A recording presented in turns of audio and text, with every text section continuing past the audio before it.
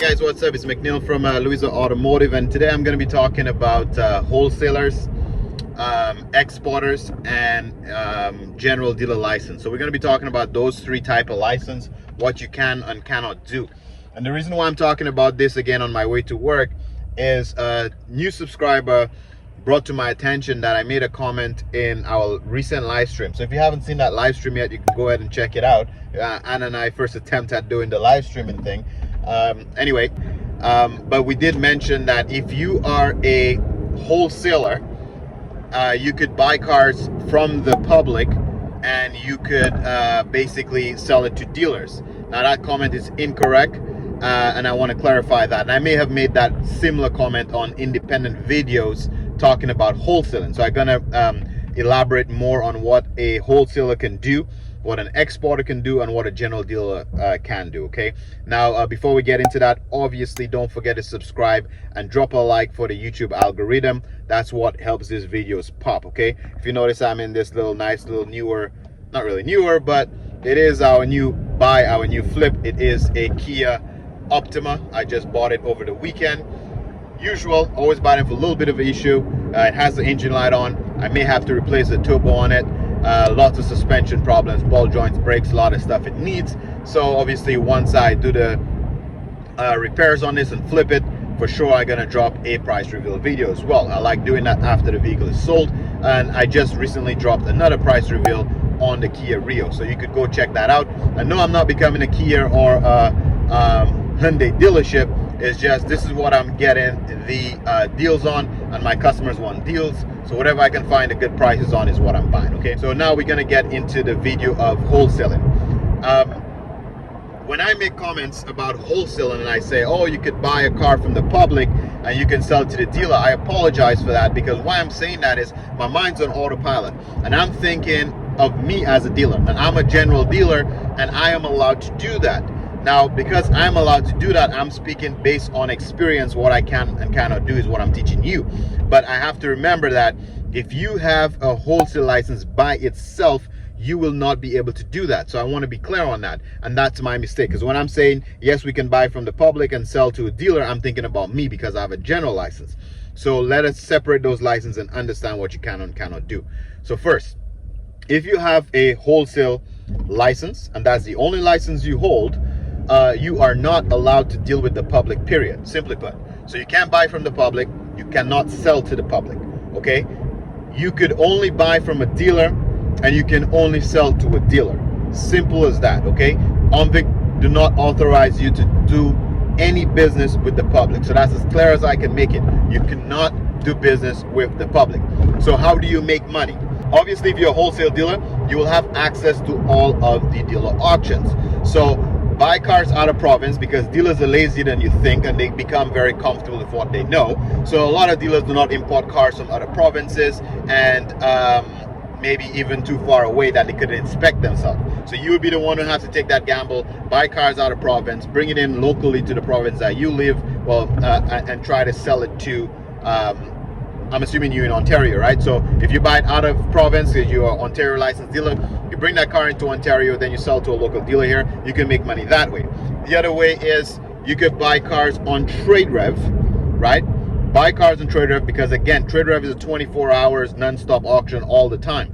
So dealers are at the office doing their deals and stuff, and again, because they're lazy and they are on autopilot, going to the regular auctions at Mannheim and Odessa, physically going to these auctions, you may get deals. You may be able to sneak a deal on TradeRev and then you can send it to Odessa, Mannheim, and sell it there. That's how you can make money.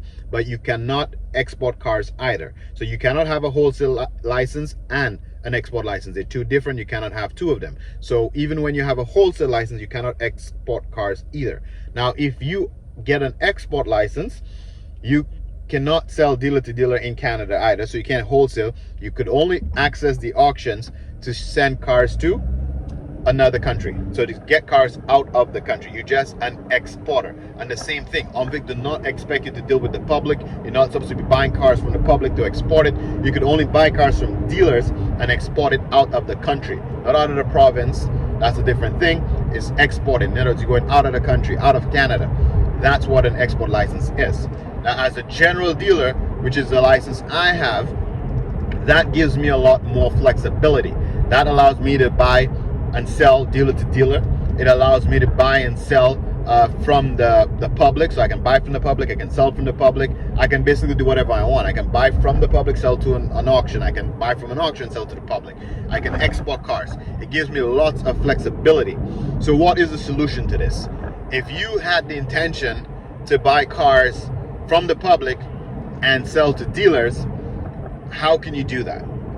The easiest way to do that, I would imagine, is obviously you would have to apply for a general dealer license. Now you have to apply for a general dealer license and you do not want to have a regular dealership. I understand that. So you would have to partner with a dealership that's already existing, who would probably want to rent you a spot on his lot, and you can put it in the lease agreement with him. You can make a deal with that dealer that you do not plan on keeping any inventory there. So you do not plan on keeping any inventory there. You do not plan on selling cars from there, but you park in your retail license there. So in other words, when you apply for the OMVIC license, they're going to want to know where is the address that you're going to use. You share that address. You're going to have to be able to put a sign up. You got to do everything to comply with OMVIC to make them approve that location for you. But once that location is approved, you get a retail dealer license or general dealer license, and that will allow you to export, wholesale, deal from the public and then back to dealers. You have the flexibility to do what you want, even if you do not have even if you do not plan on being a regular retail dealer. I hope that super clears it up for you. And I think what was this subscriber name, MB? I'm not seeing this the note right now, but I believe you're going by MB. You're making a comment about trying to wholesale cars as a hobby, like buying cars, salvage cars or crash cars, and trying to fix it. And you're asking if you need a dealer license because you're doing it just as a hobby. You would still need a license, again, because you plan on dealing with the public.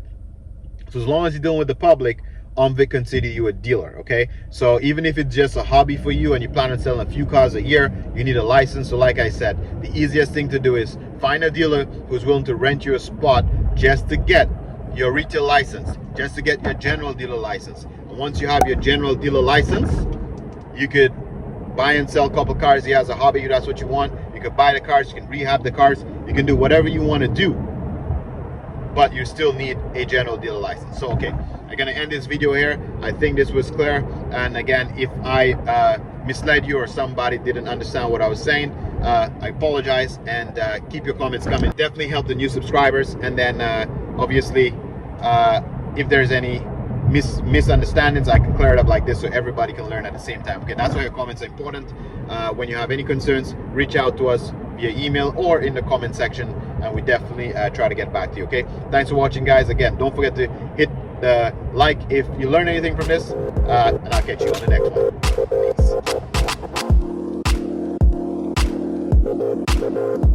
Peace.